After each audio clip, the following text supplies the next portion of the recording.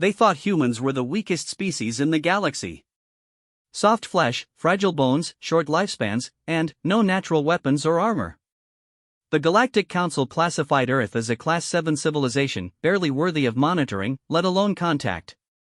For 300 years, humanity remained blissfully unaware that they shared the cosmos with over 2,000 sentient species, most of whom considered them little more than curious primates who had accidentally stumbled into space travel. The galaxy's greatest military minds studied human warfare through intercepted transmissions and laughed. These creatures fought with primitive chemical explosives and metal projectiles while civilized species wielded plasma cannons and antimatter weapons.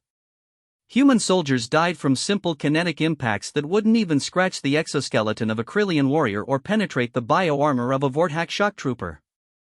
But the galaxy made one critical error in their assessment.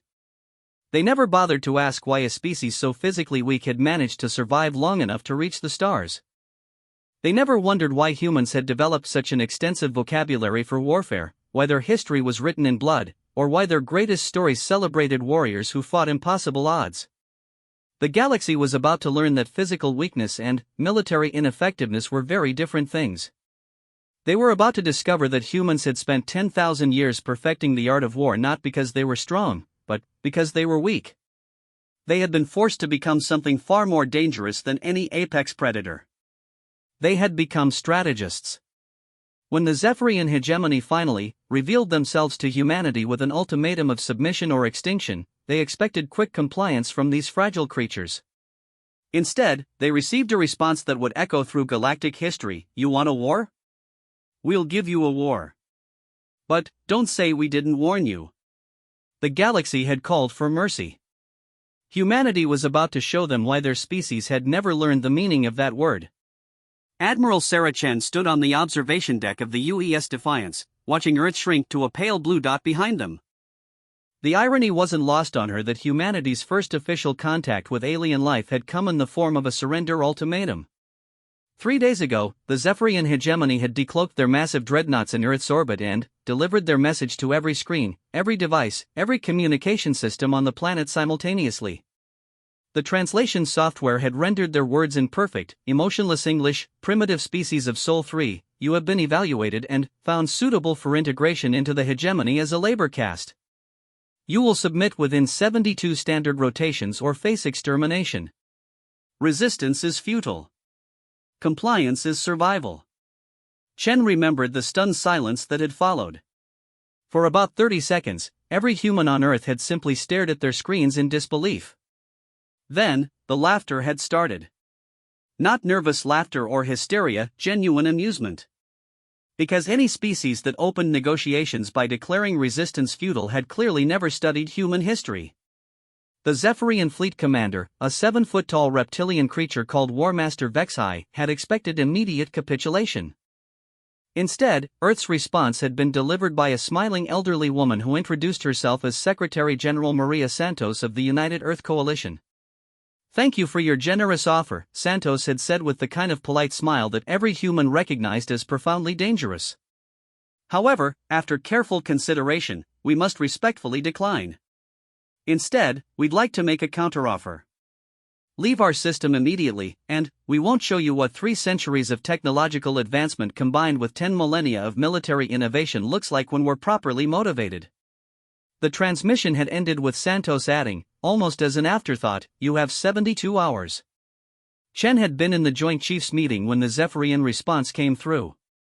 War Master Vexhai had appeared on their screens, his scale features twisted in what their xenobiology team identified as contempt. "Foolish mammals," he had hissed. "You threaten us with your primitive weapons? Our intelligence indicates your most powerful explosives are simple fusion devices. Your spacecraft are powered by crude chemical rockets. Your soldiers die from metal projectiles. We have conquered 47 systems. We have exterminated 6 species that proved uncooperative. You will join them." The transmission had cut off, and, for a moment, the war room had been silent. Then, General Rodriguez, the oldest member of the Joint Chiefs, had started chuckling. Within seconds, the entire room had erupted in laughter. "Crude chemical rockets," Admiral Wu had gasped between laughs. Did he just call our antimatter drives crude chemical rockets? Apparently their intelligence is about 300 years out of date, General Singh had added. They've been monitoring our old television broadcasts and assuming that represents current technology. Chen remembered the moment when the laughter had died and the real planning had begun. Because while the Zephyrians had made the mistake of underestimating human technology, they had made an even bigger error. They had assumed that a species they considered primitive couldn't possibly pose a threat to their superior civilization. They had never considered that humanity had reached the stars not despite their physical weakness, but because of it. Every predator on Earth had been stronger, faster, and better equipped for violence than early humans. So humans had learned to think their way around problems instead of fighting their way through them. They had developed agriculture while saber-toothed cats hunted. They had built cities while mammoths ruled the plains. They had invented gunpowder while dragons, while creatures just as dangerous, dominated their nightmares. By the time humanity had eliminated every major predator on Earth, they had already developed the most dangerous trait any species could possess, the ability to make war into a science. Now, as Chen watched their fleet accelerate toward the edge of the solar system, she reflected on how thoroughly the Zephyrians had misunderstood their situation. The aliens had studied human media and concluded that human weapons were primitive. They had observed human physiology and decided humans were weak. They had analyzed human spacecraft and determined their technology was inferior. All of these observations were technically correct and completely meaningless. The Zephyrian fleet consisted of 12 massive dreadnoughts, each 1 kilometer long and bristling with plasma cannons and particle beam weapons. According to their broadcasts, each ship carried 10,000 Zephyrian warriors, making them nearly invincible against any conventional fleet. Unfortunately for the Zephyrians, humanity had stopped building conventional fleets about the same time they had stopped fighting conventional wars. Admiral, her tactical officer called out, "We're receiving the go-ahead from command. Operation Pandora is authorized." Chen nodded. Operation Pandora, named after the mythological figure who had unleashed chaos upon the world, was humanity's answer to the Zephyrian ultimatum. It had been planned in 36 hours by the greatest military minds Earth had ever produced, drawing on strategic concepts that dated back to Sun Tzu and tactical innovations that had been developed specifically for space warfare. The plan was elegantly simple: make the Zephyrians think they were fighting the war they expected while ensuring they were actually fighting the war humanity wanted. "Signal the fleet," Chen ordered. "Begin Phase 1. Across the solar system, 48 human vessels began moving toward the Zephyrian fleet. From the alien perspective, it must have looked like exactly what they expected: a desperate, futile charge by a primitive species using inferior technology and outdated tactics. The human ships were smaller, their weapons looked less impressive, and their numbers were insufficient for a direct confrontation. The Zephyrians took the bait perfectly.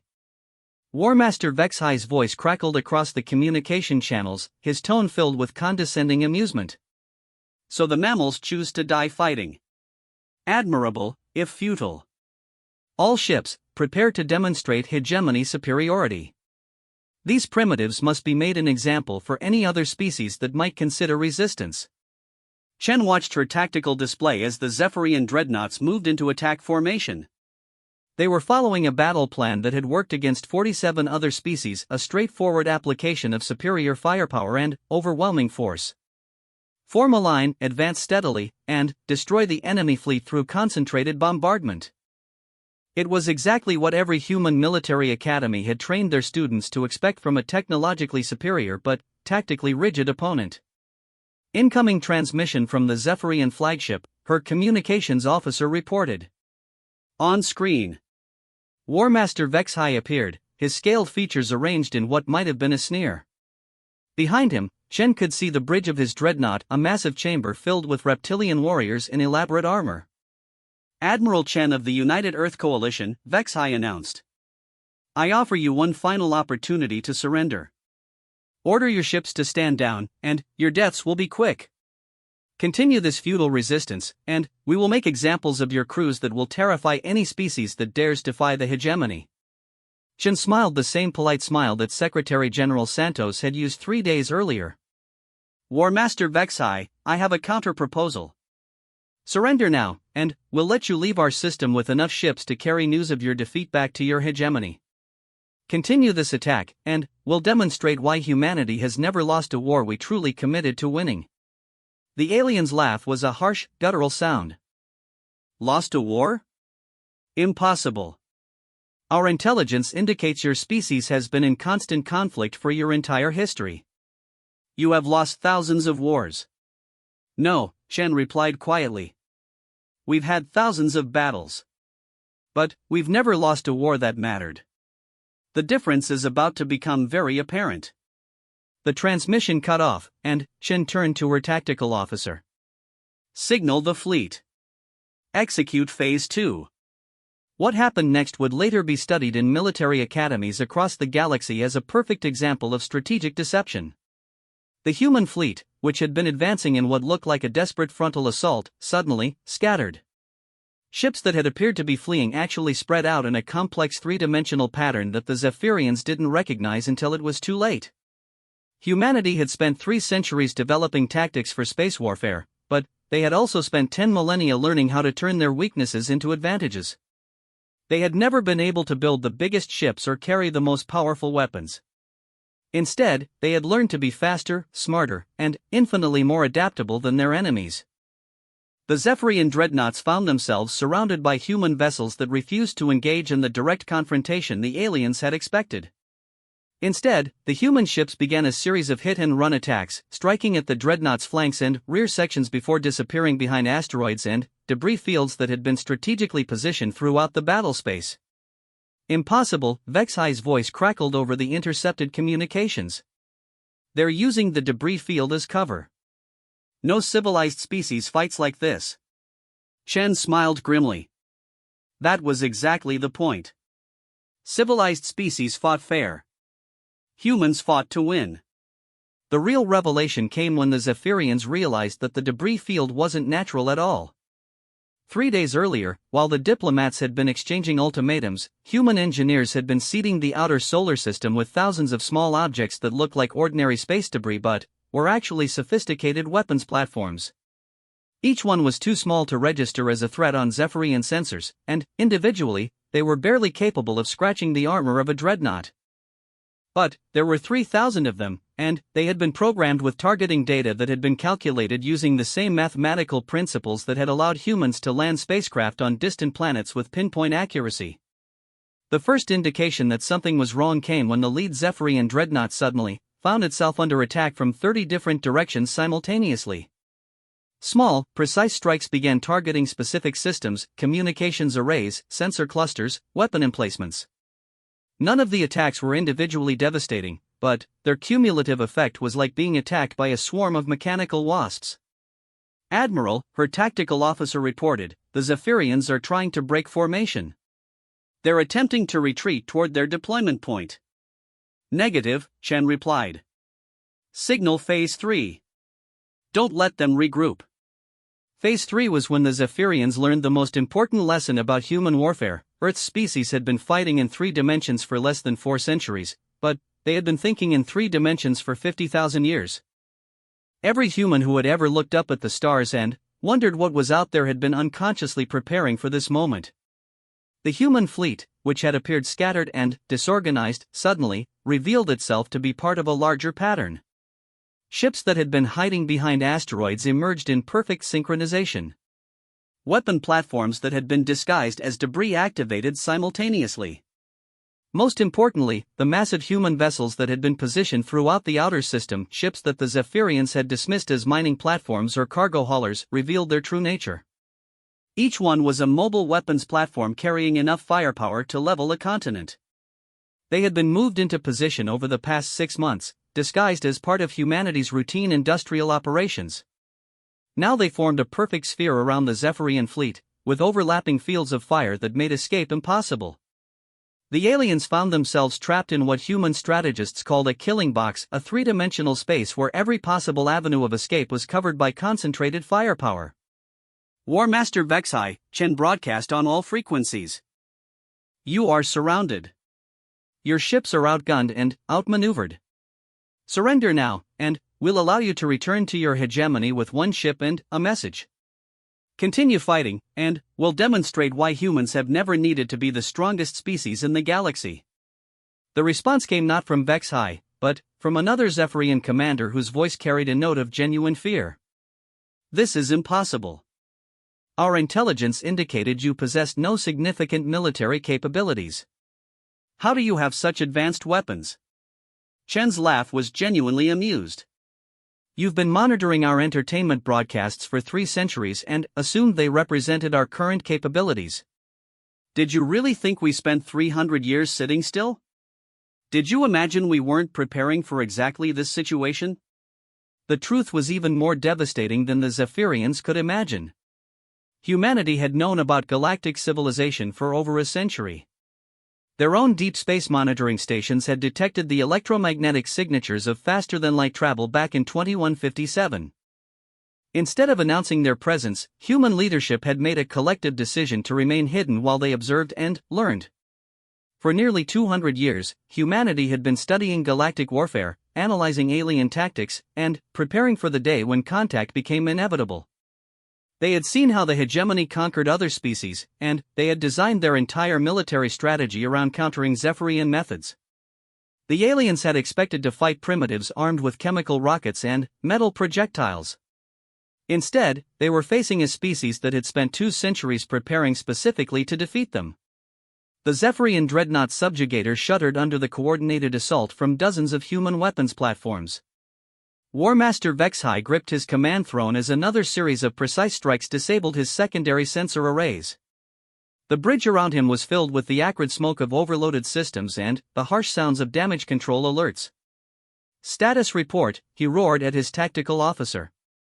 7 ships have lost primary weapons, the officer reported, his scaled hands flying over his console. 4 have suffered engine damage. The Decimator has lost all communications. These weapons, they're targeting our systems with impossible precision. Vex-High studied the tactical display with growing unease. The human attacks weren't random, they were surgical. Each strike seemed designed to disable specific capabilities without destroying the ships entirely.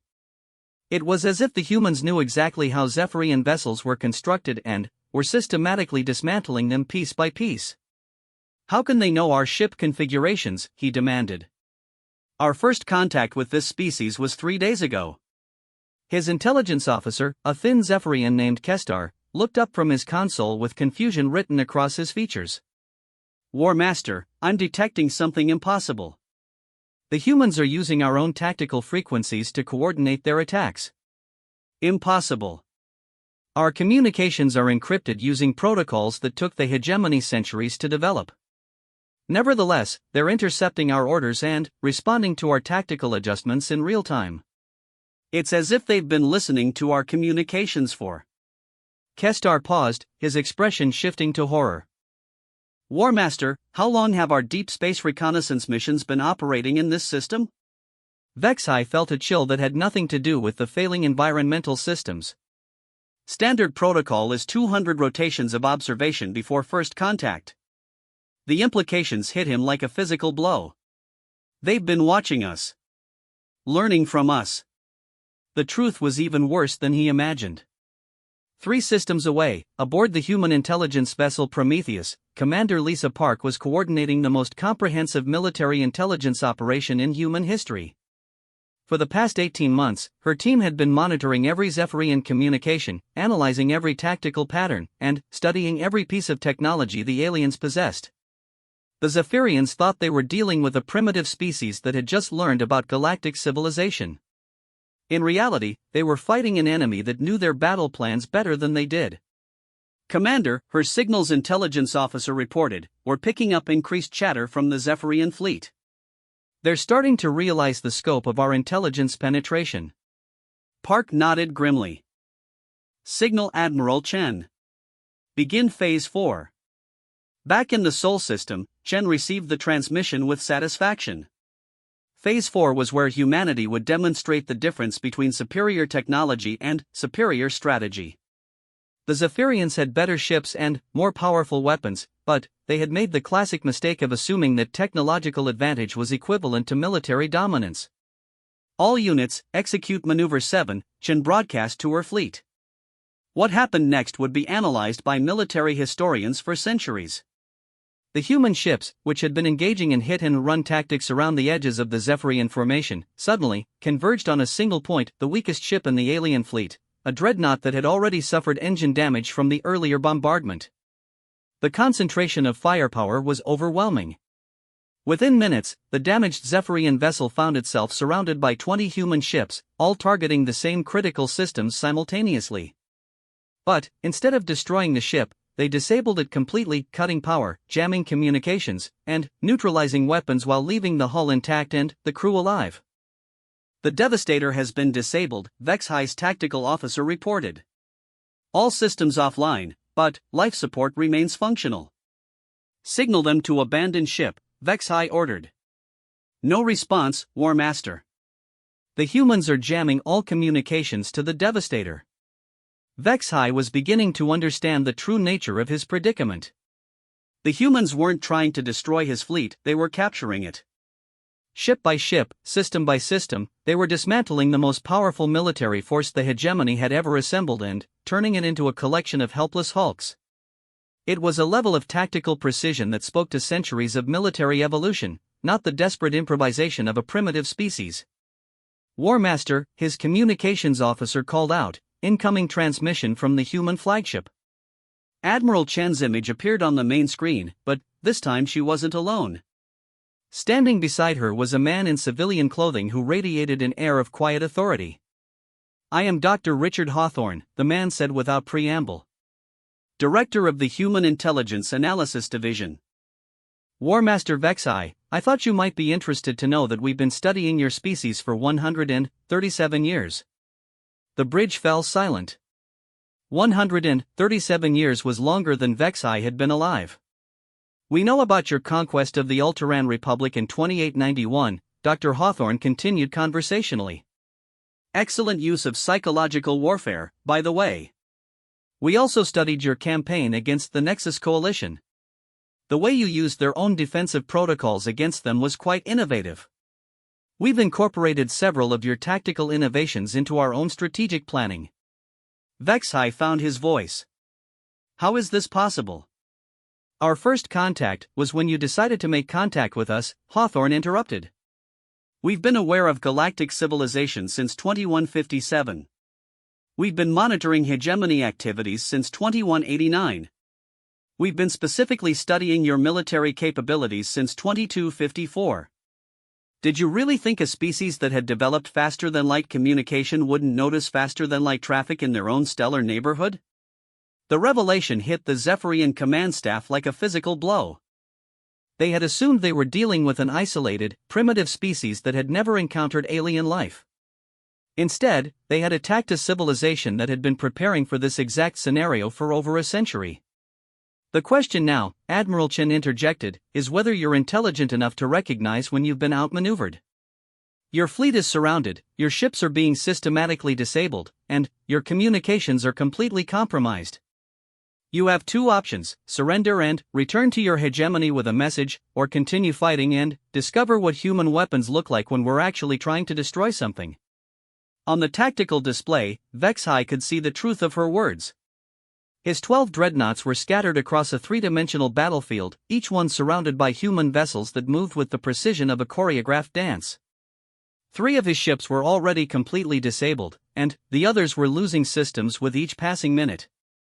But it was the weapons platforms that truly terrified him. Thousands of small, automated systems had emerged from what he had thought was empty space, each one targeting specific vulnerabilities in Zephyrian technology.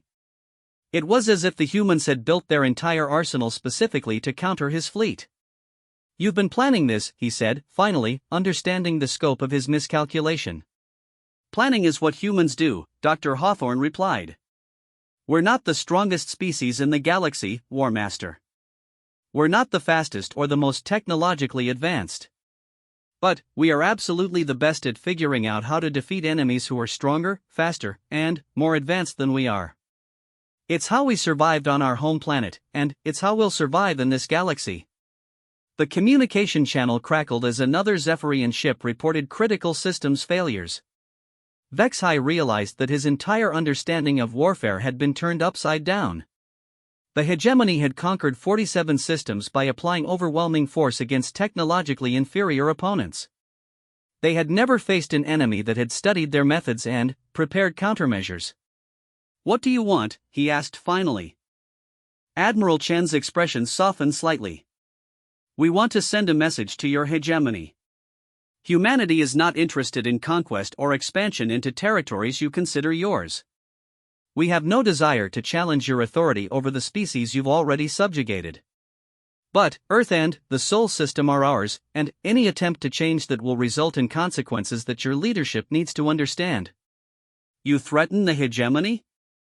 Vexhai asked incredulously. "We control over 3,000 systems. We command fleets that follow predictable tactical patterns and rely on technological superiority over primitive opponents," Dr. Hawthorne interrupted. "War Master, let me share something with you. In our studies of galactic warfare, we've identified 17 different methods your species uses to conquer new systems. We've developed specific countermeasures for all of them. We've also analyzed the military capabilities of every major galactic power and designed strategies to defeat each one." The implications were staggering. Vexhai was beginning to realize that humanity hadn't just prepared to fight the Zephyrian hegemony, they had prepared to fight everyone. "But we're not interested in fighting everyone," Admiral Chen continued, as if reading his thoughts. "We're interested in being left alone to develop our civilization in peace. Think of us as the galactic equivalent of a porcupine, harmless if you leave us alone, extremely dangerous if you try to attack us." Another explosion shook the subjugator as human weapons found another vulnerable system. The irony wasn't lost on Vexhai that he was being lectured about military strategy while his flagship was being systematically dismantled around him. "Signal all ships," he commanded. "Cease offensive operations." The bridge crew stared at him in shock. "War Master, we cannot surrender to primitives. The hegemony would court-martial me for losing an entire fleet to an enemy I was too arrogant to properly assess," Vexhai replied grimly. "Signal Admiral Chen. We accept your terms." The relief on the human faces was visible but brief. "Excellent," Chen replied. "We'll transfer your crews to 3 of your ships, the ones with the least damage. You'll have enough supplies to reach the nearest hegemony outpost. The remaining 9 ships will stay here as evidence of what happens when someone threatens Earth." "And our weapons technology?" Vexhai asked, dreading the answer. Dr. Hawthorne smiled thinly. "We'll be studying it very carefully. Not because we need it, our weapons are actually more advanced than yours in several key areas, but because we want to understand how galactic military technology works. The next time someone threatens humanity, we want to be even better prepared." As the Zephyrian survivors prepared to transfer to their remaining ships, Vexhai found himself wondering how many other species in the galaxy had made the same mistake he had. How many civilizations had looked at humanity and seen weakness instead of recognizing the signs of a species that had turned warfare into a science? The answer, he suspected, was about to become very important to the future of galactic civilization. The emergency session of the Galactic Council convened exactly 73 hours after the Battle of Sol, as historians would later name it.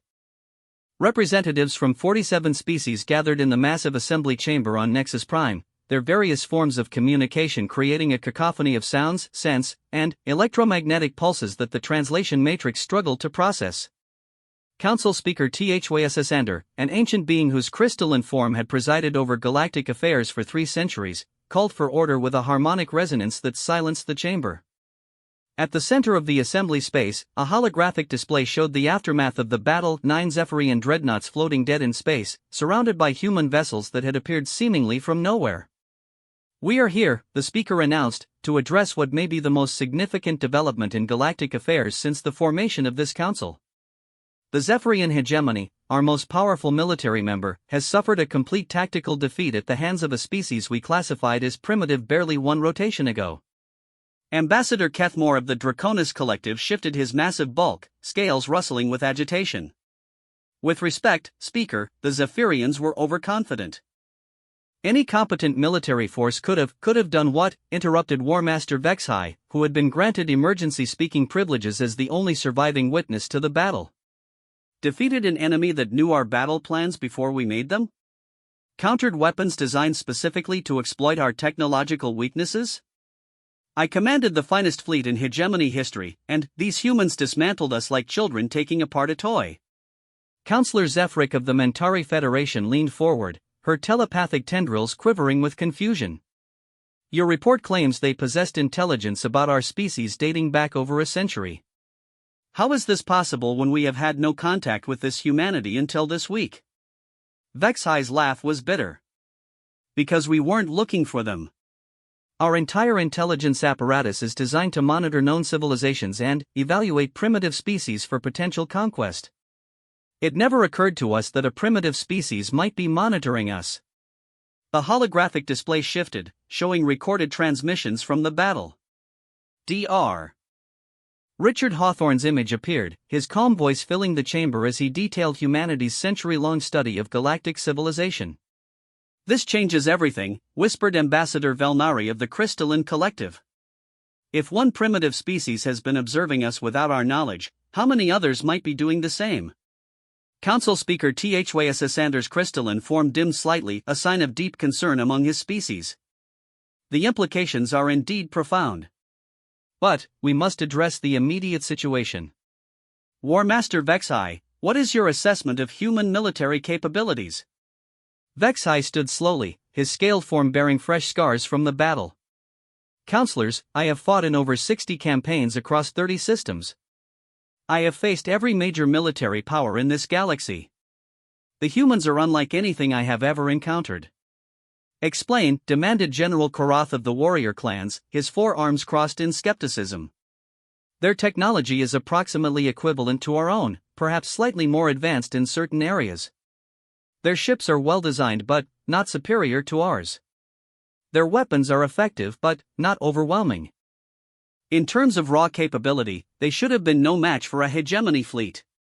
Then, how General Korath began. Because they fight like nothing we understand, Vexai interrupted. Every species in this council fights according to established patterns.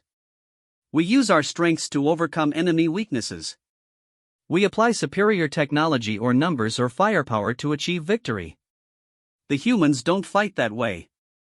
The War Master activated his own holographic display, showing the tactical progression of the battle. They turned their weaknesses into advantages. They used our strength against us. They fought a battle we couldn't recognize until it was too late. Look at this tactical analysis. They positioned weapons platforms months before the battle, disguised as civilian infrastructure. They used our own communication protocols against us.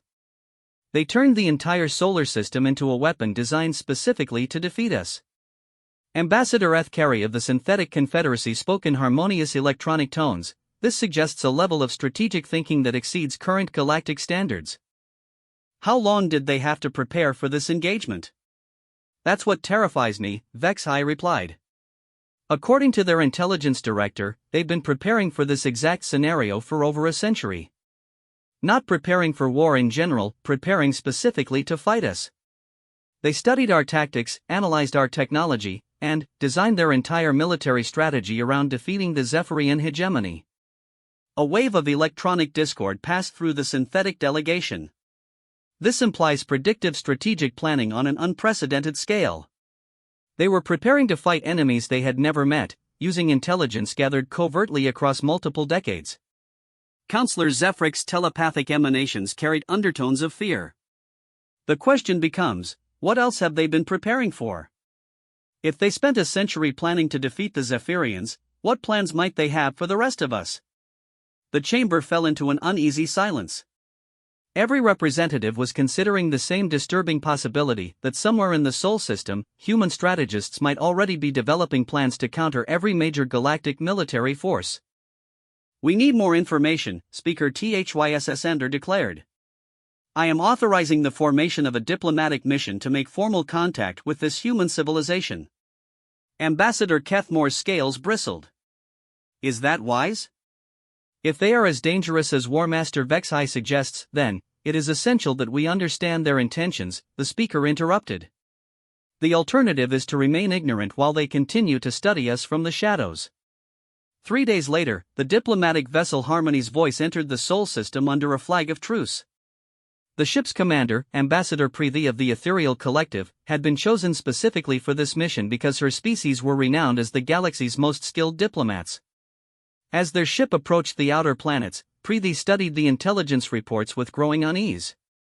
The human response to their request for diplomatic contact had been cordial but unsettling in its implications.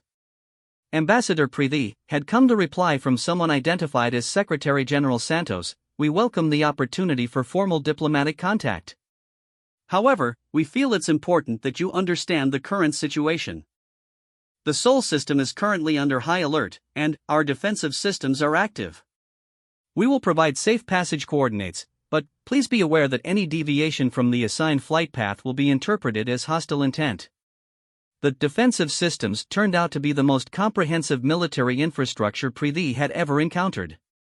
As the Harmony's voice followed its assigned trajectory, her ship's sensors detected hundreds of weapon platforms, surveillance stations, and automated defense systems throughout the solar system. "Ambassador," her tactical officer reported, "I'm detecting active targeting sensors. They're tracking us from at least 40 different positions." "How many ships are visible?" Preeti asked. 17. But sensor returns suggest there are significantly more vessels using advanced stealth technology. Preeti felt a chill that had nothing to do with her ship's environmental systems. The humans weren't just prepared for diplomatic contact, they were prepared for war with the entire Galactic Council. When they finally reached Earth orbit, the sight that greeted them defied every assumption the galaxy had made about human civilization. The planet was surrounded by a network of orbital installations that clearly served both civilian and military purposes. Space elevators reached down to the surface, connecting to what appeared to be a thriving industrial civilization. "This is not a primitive species," Preeti's science officer observed unnecessarily. "Their orbital infrastructure exceeds that of most Council member species." The diplomatic reception took place aboard the UES Enterprise, a human vessel that served as their mobile diplomatic platform. As Preeti was escorted through the ship's corridors, she noted the subtle but unmistakable signs of advanced military technology integrated into every system. Secretary General Santos greeted her in a reception chamber that managed to be both elegant and practical. The elderly human woman radiated the kind of quiet confidence that Preeti associated with species that had never lost a war. "Ambassador Preeti," Santos said warmly, "welcome to the Sol system. I trust your journey was comfortable?" "Indeed," Preeti replied, settling into the chair that had been prepared for her unusual anatomy. "Your defensive precautions were comprehensive." Santos smiled. "We believe in being prepared. I hope you'll forgive the security measures, but recent events have reminded us that the galaxy can be a dangerous place." Dr. Richard Hawthorne entered the chamber, carrying a datapad that he set on the table between them. "Ambassador, I thought you might be interested in this. It's a summary of our intelligence assessment of every major galactic power, including detailed strategic analyses of how we would approach defending Earth against each one." Preeti stared at the datapad as if it were a venomous serpent. "You're offering to share this information?" "We believe in transparency," Santos replied. "We want the Galactic Council to understand that humanity has no aggressive intentions toward any member species. We also want you to understand that we are fully prepared to defend ourselves against any potential threat." Preeti accessed the datapad with trembling appendages. What she found there would later be described as the most comprehensive military intelligence analysis in galactic history. The humans hadn't just studied the Zephyrian hegemony, they had analyzed every major military power, identified tactical weaknesses, and developed specific countermeasures for each one. "This is..." She began, then stopped, unable to find adequate words. "Thorough?" Dr. Hawthorne suggested helpfully. "We prefer to think of it as professional preparation. We've had over a century to study galactic affairs, and we've used that time wisely." The implications were staggering. Every assumption the galaxy had made about technological primitive species was not just wrong, it was catastrophically wrong.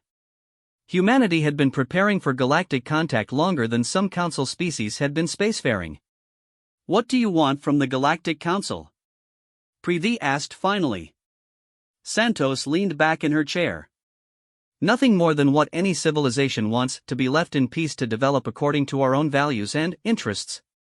We have no desire to conquer anyone or interfere with established galactic order. But, we also have no intention of allowing anyone to conquer or interfere with us. And, if the Council were to insist on some form of oversight or integration? Dr. Hawthorne smiled thinly. Ambassador, I think the fate of the Zephyrian fleet answered that question rather definitively. As Preeti prepared to leave Earth with humanity's formal diplomatic credentials, she reflected on what this first contact would mean for galactic civilization. The comfortable assumptions that had governed interstellar affairs for millennia were about to be shattered. The galaxy had operated under the belief that technological advancement and military power were synonymous. The humans had proven that strategic intelligence and tactical innovation were far more important than raw capability. More importantly, they had demonstrated that the galaxy's entire approach to first contact was fundamentally flawed. Every species had assumed that primitive civilizations were helpless until contact was made. The humans had shown that some primitive civilizations were actually apex predators waiting for their prey to reveal themselves. The Vorthan Empire had ruled the Outer Rim for 800 years, built on the foundation of overwhelming technological superiority and ruthless efficiency. When news of the Zephyrian defeat reached Emperor Golthara through diplomatic channels, his first reaction was dismissive contempt. The Zephyrians were useful as a military proxy, but they had always been tactically rigid and overconfident. However, as detailed intelligence reports filtered through the Empire's networks over the following months, Golthara's contempt evolved into something he had not felt in centuries: concern. Standing in his war room aboard the dreadnought Eternal Dominion, surrounded by the Empire's greatest military minds, the Emperor studied holographic displays showing human activity throughout the Sol system. What he saw defied every assumption he had made about primitive species. Strategic assessment, he commanded. General Krethos, the Empire's chief military strategist, activated the central display. Your Excellency, human expansion has accelerated dramatically since the Zephyrian incident. They have established forward observation posts in 17 systems along the galactic rim. Their technology appears to be advancing at an unprecedented rate. Expansion or reconnaissance? The Emperor asked sharply. Both, but primarily reconnaissance. Our intelligence suggests they are mapping galactic civilization patterns, trade routes, and military deployments. They appear to be conducting the same type of long-term intelligence gathering operation that they used against the Zephyrians. Admiral Vortak, commander of the Imperial fleet, leaned forward over the tactical display. Your Excellency, I must point out that their methods are unlike anything in recorded galactic history. They are not expanding to claim territory, they are positioning themselves to gather information about everyone. The Emperor's scaled features twisted into a grimace. The Vorthan Empire had conquered 47 systems using proven tactics: identify a target, overwhelm their defenses with superior technology, and integrate useful populations into the imperial hierarchy. But, the humans weren't following any recognizable pattern. What do our intelligence networks tell us about their military capabilities? Golthara demanded. General Krethos manipulated the display, showing the estimated size and composition of human fleets. Approximately 200 vessels of various classes, distributed across multiple systems. Individual ship capabilities appear roughly equivalent to Imperial technology, with some innovations that exceed our current standards. 200 ships, Admiral Vortak scoffed. The Imperial fleet numbers over 3,000. If these humans are truly a threat, then why haven't they attacked anyone? The Emperor interrupted. That's what troubles me. 8 months have passed since their contact with galactic civilization. They have had multiple opportunities to demonstrate aggressive intent, yet they have taken no offensive action against any species. Perhaps they recognize their inferiority, suggested Minister Gektel from his position at the Intelligence Console. No, Dr. Yelandra, the Empire's premier xenopsychologist, spoke from her observation station. I have been studying human behavioral patterns through intercepted communications and diplomatic exchanges. This species exhibits no signs of submission or inferiority complex. Their restraint appears to be strategic rather than fearful. The Emperor studied the display showing human expansion patterns. Explain. Your Excellency, consider their response to the Zephyrian ultimatum. They could have negotiated, fled, or requested assistance from the Galactic Council. Instead, they chose to fight and demonstrate their capabilities in the most public way possible. This suggests a species that is confident in their abilities but selective about when and how they apply force. A species that fights only when it serves their larger strategic objectives, General Krethos mused. That implies a level of strategic planning that exceeds even Imperial standards. The Emperor was beginning to understand why the humans disturbed him. The Vorthan Empire had succeeded by being predictable, overwhelmingly powerful, and ruthlessly consistent. Enemies knew what to expect from Imperial forces, which made resistance seem futile. But the humans were unpredictable, which made them dangerous in ways that superior firepower could not address. I want a full strategic assessment, he commanded. Assume the humans represent a potential threat to Imperial interests. What would their likely strategy be? The war room fell silent as the assembled minds considered the question. Finally, General Krethos spoke. Your Excellency, based on their demonstrated capabilities and behavioral patterns, the humans would likely avoid direct confrontation with Imperial forces. Instead, they would seek to turn our strength against us, perhaps by disrupting supply lines, compromising communication networks, or forming alliances with species that resent Imperial rule. Dr. Ylandra nodded agreement. Their psychological profile suggests they prefer to fight on terms they choose rather than engage in contests of raw power. They would likely seek to make Imperial governance increasingly difficult and expensive until maintaining control became impractical.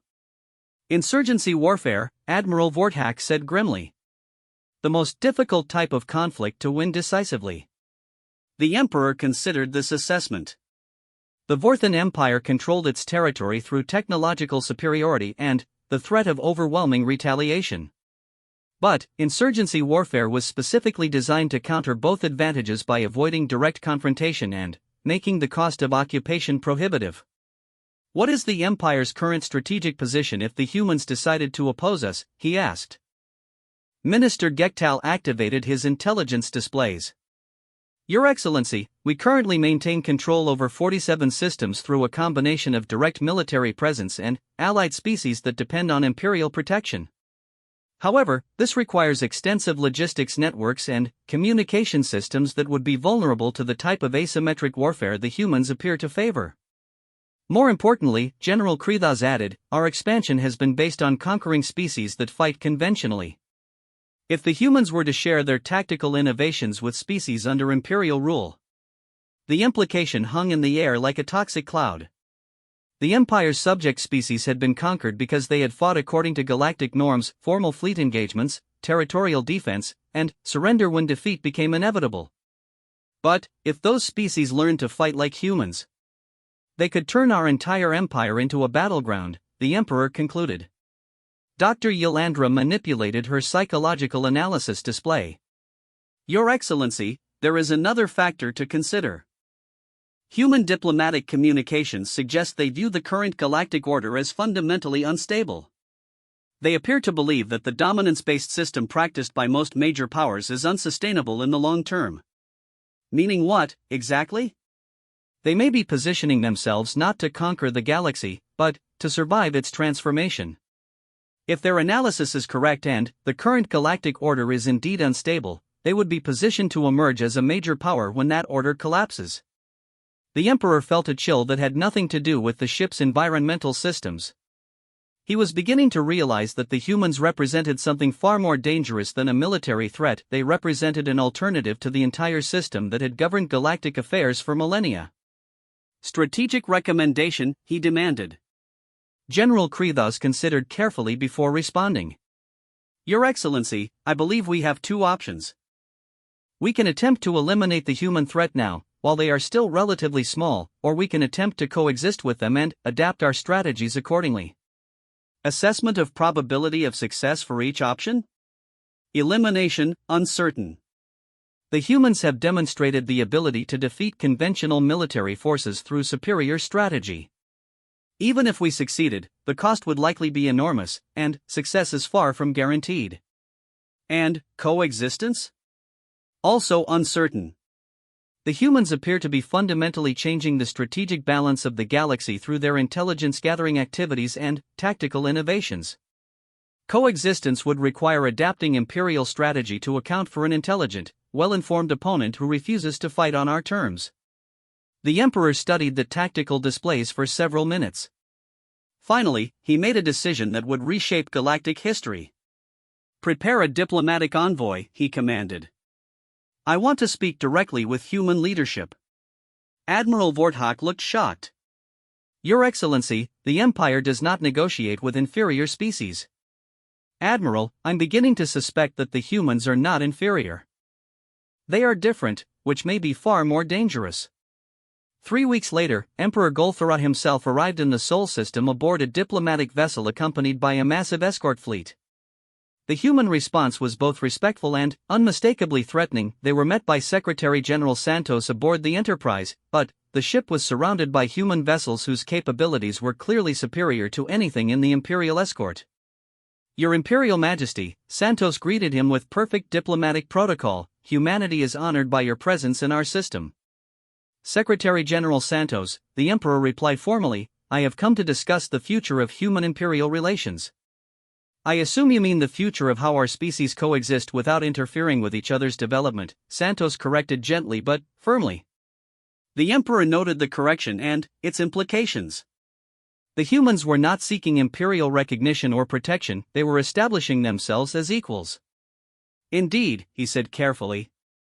"I am curious about human intentions regarding galactic affairs." Dr. Hawthorne, who had been quietly observing the exchange, spoke for the first time. "Your Majesty, humanity's intentions are quite simple.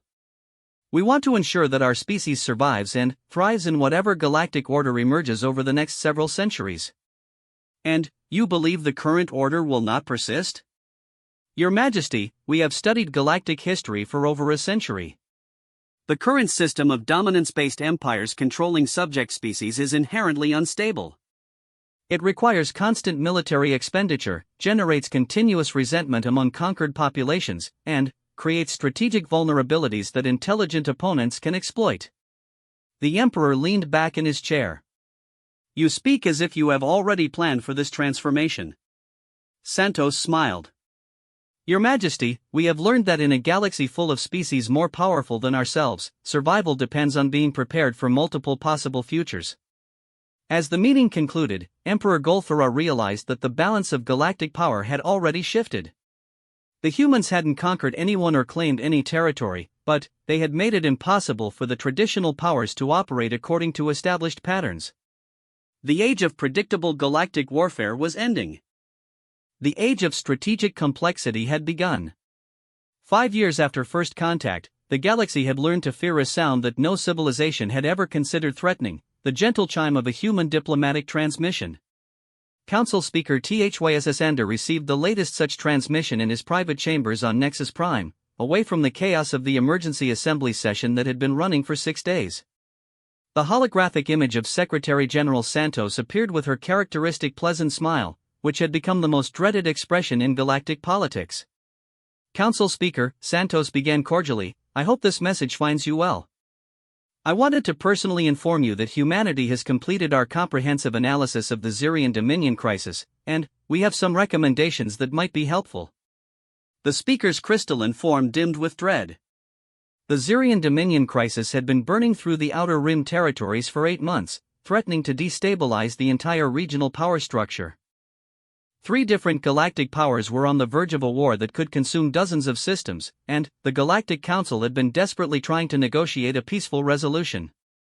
"As I'm sure you're aware," Santos continued, "the current conflict arose from competing resource claims in the Zirian system, complicated by historical grievances between the Altari Federation and the Crystalline Collective, with the Vorthan Empire attempting to exploit the situation for territorial gain." The speaker activated his secure communication system. This was going to require immediate consultation with the full council. However, Santos's image continued, "Our analysis suggests that the underlying cause of the conflict is not really about Zirian at all. Our intelligence indicates that all 3 powers are actually responding to pressure from the devourer swarms in the deep dark sector, and they're competing for resources to build defensive networks against a threat that hasn't been publicly acknowledged." The speaker's form flickered with shock. The devourer swarms were classified at the highest levels of galactic security. Only a handful of species even knew they existed, let alone understood the threat they represented. How could the humans have learned about them? Now, we understand that this information is sensitive, Santos said, as if reading his thoughts across the light years, but we felt it was important to address the root cause rather than just treating the symptoms. We've developed a comprehensive strategy that would allow all three powers to achieve their actual security objectives without engaging in a destructive war. The transmission paused, and Santos's expression became slightly more serious. Of course, implementing this strategy would require a certain degree of trust and cooperation between species that have historically viewed each other as rivals. We're prepared to offer our services as neutral mediators and to share some technological innovations that would make the proposed defensive network significantly more effective. Another pause, and the smile returned. We've taken the liberty of sending detailed proposals to all three governments involved, as well as to the relevant council committees. We're hopeful that this crisis can be resolved in a way that benefits everyone and establishes useful precedents for future cooperation. The transmission ended, and Speaker THYSS Anders sat in stunned silence for several minutes before activating his emergency council protocols. When the full council convened 6 hours later, the chamber buzzed with electromagnetic chaos. Representatives from every major species had received similar transmissions from human diplomatic missions, each one addressing specific aspects of the crisis with a level of understanding that should have been impossible for an outside observer. Ambassador Prethi of the Ethereal Collective was the first to speak. The human proposals are comprehensive. They have somehow identified pressure points and leverage mechanisms that our own intelligence services missed. More importantly, added General Korath of the warrior clans, their suggested technological innovations appear to be genuine improvements over current defensive systems. If implemented, they would make the devourer threat significantly more manageable. Council Speaker THYSS Ander called for order. The question before us is not the quality of human analysis or the value of their proposals. The question is how they obtained classified information about threats that are known only to this council. War Master Vexhai, who had become the galaxy's reluctant expert on human capabilities, stood to address the assembly. Honored counselors, based on my experience with human intelligence operations, I believe we must consider the possibility that there is no classified information from their perspective. They have been monitoring galactic affairs for over a century.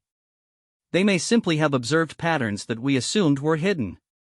You're suggesting they deduced the existence of the devourer swarms through intelligence analysis? Ambassador Kethmore asked incredulously. I'm suggesting they have been watching us prepare for a threat we never publicly acknowledged. Deep space fortifications, unusual resource allocation patterns, classified military exercises in specific sectors, to an outside observer with sufficient analytical capability, our preparations would reveal the nature of what we're preparing for. Dr. Meltari of the Scientific Consortium activated her data displays. I have been analyzing human technological proposals. Their defensive innovations incorporate tactical concepts that suggest direct observation of devourer swarm behavior. This is either impossible intelligence gathering or they have encountered the swarms themselves, the speaker concluded grimly. The chamber fell silent as the implications sank in.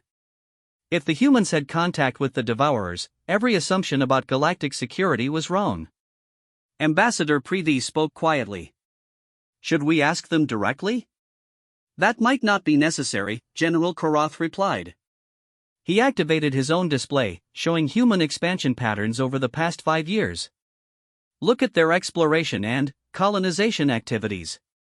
They have consistently avoided certain regions of space, regions that correlate exactly with areas of devourer activity. The evidence was undeniable.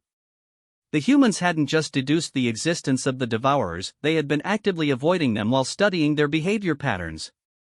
This changes our entire strategic situation, Speaker THYSS Ander announced. If humanity has been independently monitoring the devourer threat, they may possess intelligence that is vital to galactic security. 3 days later, an unprecedented delegation arrived in the Sol system. Every major galactic power was represented, led by the council speaker himself. The message they carried was simple: the galaxy needed to know what humanity knew about the devourers. Secretary General Santos received them in the newly constructed diplomatic complex orbiting Earth, a facility that had been designed to accommodate representatives from every known species. As the various ambassadors settled into their specially configured environments, Santos studied their faces with the kind of expression that galactic diplomats had learned to recognize as dangerously thoughtful. "Honored representatives," she began, "we appreciate your willingness to address the Devourer situation directly. Yes, humanity is aware of their existence. Yes, we have been monitoring their activities. And, yes, we have some insights that might be helpful." Dr. Hawthorne entered the chamber carrying several data storage devices. "We've prepared a comprehensive briefing on Devourer behavior patterns, tactical capabilities, and expansion trends. However, before we share this information, we need to address some fundamental questions about how galactic civilization intends to respond to this threat." Speaker Thysander leaned forward. "What questions?" "The current approach, each species building separate defensive networks while maintaining competitive relationships, is tactically inadequate," Dr. Hawthorne replied bluntly. "The Devourers adapt to conventional defensive strategies. They learn from each encounter and modify their tactics accordingly. Fighting them requires constant innovation and strategic flexibility." Ambassador Kethmore's scales rustled with irritation. "You presume to lecture us on military strategy?" "I presume to share observations based on actual engagement with Devourer forces," Dr. Hawthorne replied calmly. The chamber erupted in electromagnetic chaos. Every representative began transmitting questions simultaneously, creating a cacophony that overwhelmed the translation systems. Santos raised her hand for quiet. "Perhaps we should explain. Humanity encountered the Devourers approximately 18 months ago in the Kepler 442 system. We had established a research outpost there to study unusual gravitational anomalies. The Devourers arrived during what appeared to be a routine scouting mission." "What happened?" War Master Vexhai asked, dreading the answer. "We destroyed them," Dr. Hawthorne said matter-of-factly. "Not easily, and not without learning some disturbing things about their capabilities, but we developed effective countermeasures." The silence that followed was profound. Every species in the chamber had been preparing for decades to fight the Devourers. None had imagined that humanity, the supposedly primitive newcomers, had already fought and won. "How?" General Korath asked. Santos smiled. "The same way we defeated the Zephyrians. We studied them, identified their tactical patterns, and developed strategies that turned their strengths into weaknesses." Dr. Hawthorne activated his first data display. "The Devourers are highly advanced and extremely adaptable, but they follow recognizable behavioral patterns. They expect their opponents to fight defensively, using static fortifications and conventional tactics. They have not encountered enemies that treat warfare as an intellectual exercise rather than a contest of strength." The briefing that followed revolutionized galactic understanding of the Devourer threat. Humanity had not only defeated them in direct combat, they had captured several intact specimens, analyzed their technology, and developed a comprehensive strategy for permanent containment. But the most shocking revelation came at the end of the presentation. "We've been developing these countermeasures in cooperation with 17 species that the galaxy considers extinct," Santos announced casually. "It turns out that several civilizations destroyed by the Devourers actually escaped and have been hiding in pocket dimensions, developing their own resistance technologies." Ambassador These telepathic emanations carried waves of disbelief. 17 species? How is this possible? "Because humanity makes a practice of looking for survivors rather than assuming destruction is absolute," Dr. Hawthorne explained. "We've been conducting rescue and recovery operations in systems the galaxy considers lost." Speaker Thysasander's crystalline form flashed through several color spectrums before stabilizing. "You're saying you've been running covert operations to evacuate populations from Devourer-controlled space?" "We prefer to think of it as humanitarian assistance," Santos replied. "But, yes. We now have a coalition of 24 species, including ourselves, working together to develop comprehensive anti-Devourer strategies." The implications were staggering. Not only had humanity been secretly fighting the galaxy's greatest threat, they had been building an alliance of species that the galaxy thought were dead. What do you want from us?